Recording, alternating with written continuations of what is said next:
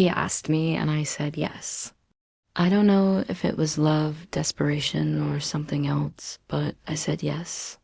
And the worst part wasn't the request itself. The worst part was that deep down I wanted it too. That closeness, that connection.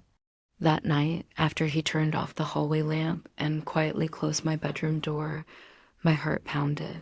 Not from fear. Not from shame. At least, not at first.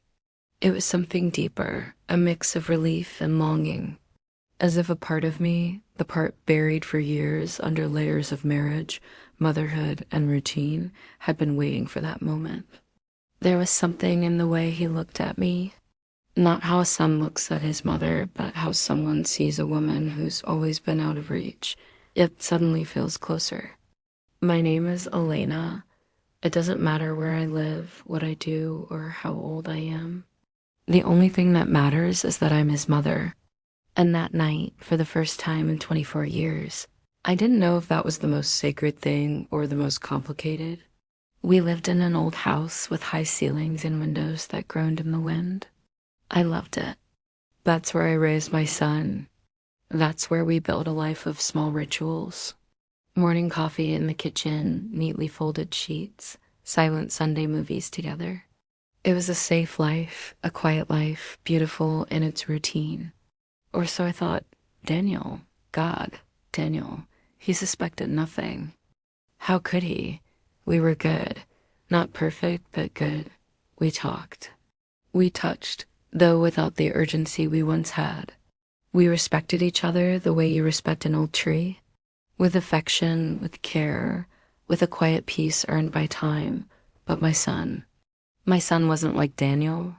Liam, that's his name, didn't talk like other boys his age. He spoke with his eyes, with his pauses, with the things he left unsaid. He had a gaze that saw past my everyday role. He saw me.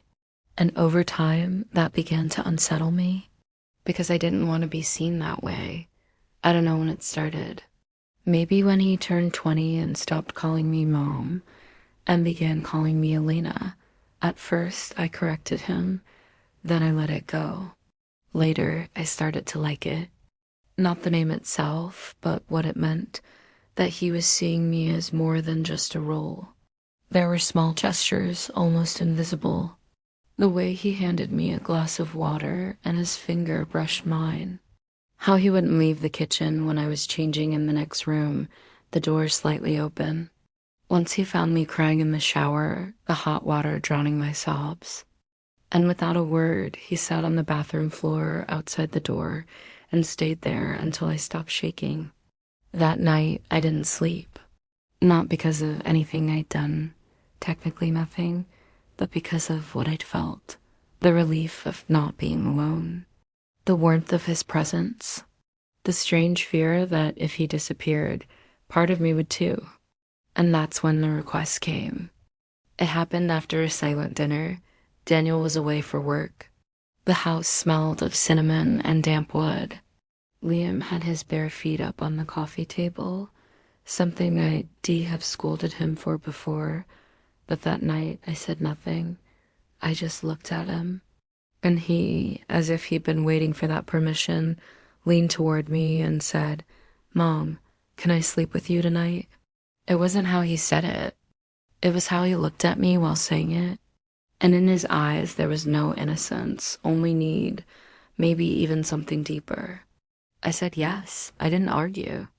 I didn't hesitate out loud. I just nodded, and he got up, walked upstairs without a word, and climbed into my bed. It took me 10 minutes to follow him, 10 minutes to wash my face, take off my wedding ring, put on a nightgown I hadn't worn in years. 10 minutes of repeating to myself, this is wrong, this is wrong. But when I walked into the room and saw his silhouette under the sheets, I didn't feel fear. I felt peace. We didn't speak, but at some point in the darkness, his hand found mine, and I didn't let go. Nothing else happened that night. But something did happen, something I can't undo. Because from that moment on, every time I look at him, I don't just see my son.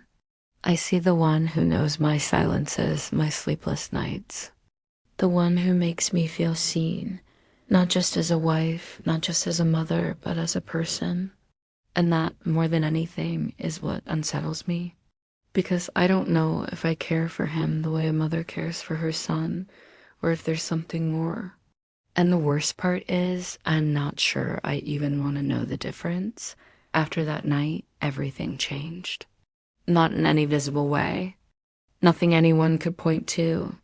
But in what we breathed, what we kept silent, what we felt without saying.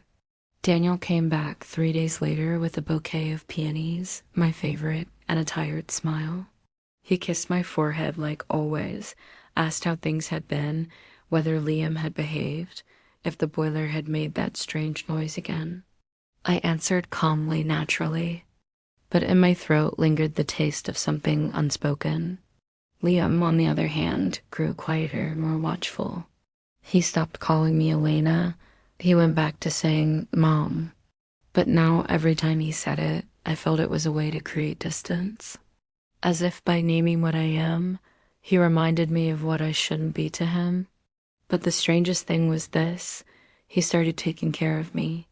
Not the way an adult son cares for his mother, fixing things around the house, taking me to the doctor, paying bills, but in a gentle, attentive way. He'd bring me tea when he noticed I was tired. He'd sit beside me on the couch without speaking, but with such deliberate closeness that the air between us felt charged. Once, while I was washing dishes, I felt his fingers gently tuck a strand of hair behind my ear. It wasn't accidental. It was slow, intentional, and when I turned, his eyes didn't look away. They held me there. "Are you okay?" he asked, and I wanted to say, "No, I'm not okay." Because every time you're near, I feel torn. But instead, I just nodded and kept washing dishes with trembling hands. I started dreaming about him. Not dramatic scenes, just sensations. His breath near my neck, the way his voice softened when saying my name. Memories of when he was little and he'd run to hug me after falling off the swing. I dreamed of the past, but it felt like something present. And then came the second time. It was a storm. Thunder shook the windows.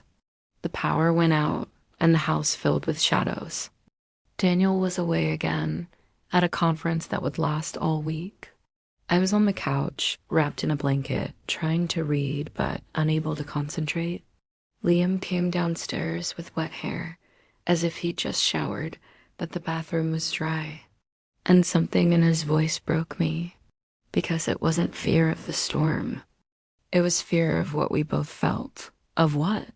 I asked, though I already knew. He didn't answer. He just leaned in, laid his head in my lap like he used to when he was little, and closed his eyes. I didn't stop him. I stroked his hair slowly, feeling the warmth of him. And for a moment, I forgot everything. The roles, the rules, the world outside. "I shouldn't feel this way," he whispered, eyes still closed. Because in that moment, all I felt was the same conflict. But fear pierced me like a cold knife. Because what's worse, caring too much, or pretending you don't? I started avoiding him. I got up before he woke. I went for walks when I knew he'd be back from the gym. I made excuses not to eat dinner together. But he noticed. Of course he noticed. And one night, he waited for me at my bedroom door. "Yes, you are.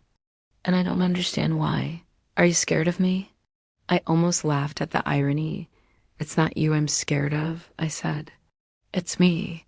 He looked at me as if he'd been waiting for that answer his whole life. He stepped closer and I didn't step back. I just breathed. "Then maybe," he said, his voice so low it was almost a thought, "we shouldn't fight this." "Fight what?" I asked, though I knew. "Who we are, what we feel." "Aren't you confused too?" I didn't know what to say. For the first time in years, I wasn't just playing the roles, I was just me. And that terrified me more than anything. He took another step. Now we were so close I could feel his breath. "I just want to be near you," he said, without rules, without masks. And I wanted to believe him. I wanted to believe it was innocent, that it was just human closeness. How the air changed whenever I walked into a room. It wasn't just closeness he wanted, it was something deeper. And I no longer knew if I wanted to resist.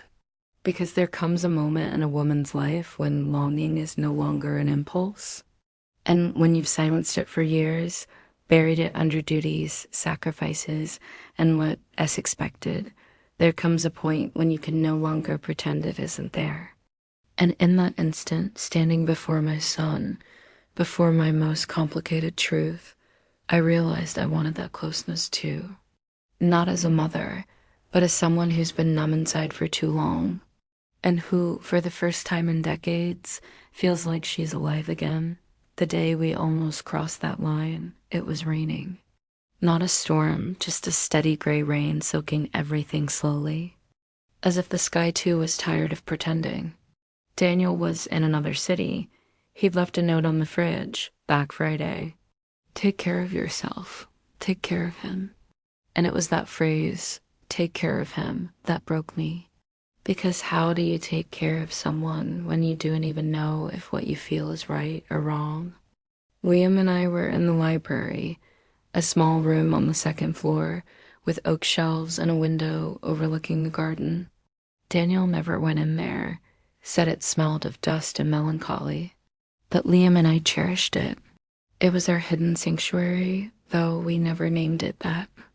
That day, he sat on the floor, back against the couch, reading the book of poetry I'd given him long ago, Rilke's Letters to a Young Poet.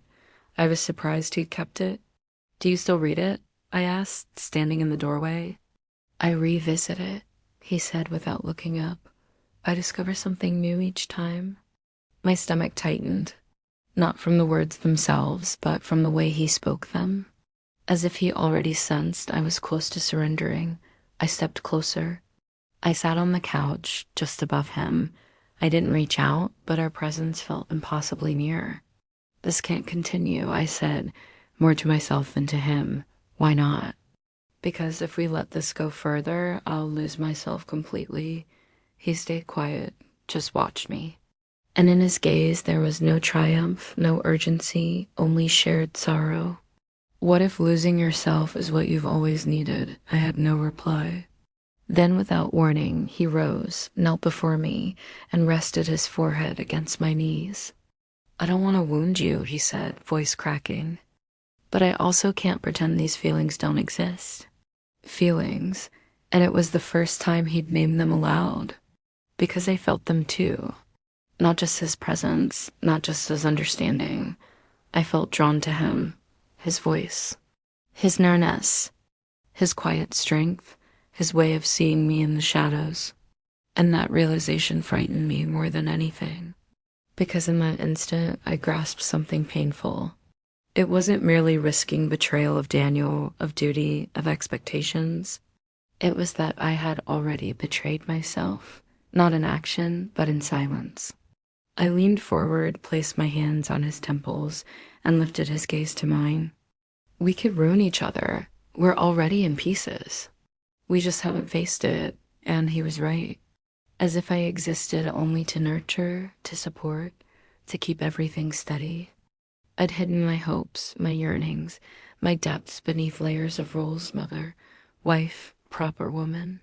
And now, facing the man who knew my hidden wounds better than anyone, I felt for the first time permitted to exist fully, even if it damned me. Even if it damned us both. I don't know who reached first, maybe me, maybe him, but suddenly his face was so close. I closed my eyes. My heart raced as if trying to break free. And then the phone rang. Daniel, the moment shattered. Liam pulled back at once, as if scorched. He stood, ran a hand through his hair, and left the room without speaking. I remained, hands folded, trembling. I didn't pick up. I let it ring until quiet returned. And in that quiet, I knew I'd stood at the brink. The most terrifying part wasn't the nearness. It was that I would have let it happen. And if the call hadn't come, the boundary would already be gone. That night, We didn't share a meal. He stayed in his room. I lingered in the kitchen, scrubbing clean dishes, tears mixing with the water. And that's when I chose, not the easy path. The only one that might preserve us. The next day, I met him in the garden. It was early. Dew still clung to the leaves. He appeared in an old t-shirt, hair tousled, with that wary expression he wore when I frightened him. "We need to speak," I said. "I know," he answered. "We can't stay like this." "Why not?" "Because what we feel, it isn't right." "What if it's not about right or wrong, but about honesty?" "Honesty doesn't always heal, Liam." I raised my voice more than intended. "Sometimes it breaks everything." He looked away. "So what do you propose?" I drew a breath. "That you go. Silence. Go, yes. You need distance. You need to be away from me, from this home. From everything here, and from me," he asked, voice rough. "What do you need?" "I need to stop presenting myself every time our eyes meet." He stood motionless, then slowly nodded. "All right," he said. "I'll leave. No tears, no argument, just calm acceptance." That afternoon, he packed. I didn't ask his destination. I couldn't bear to know. But before departing, he paused at the door, bag on his shoulder, eyes holding something unreadable. "If this were a different life," he said.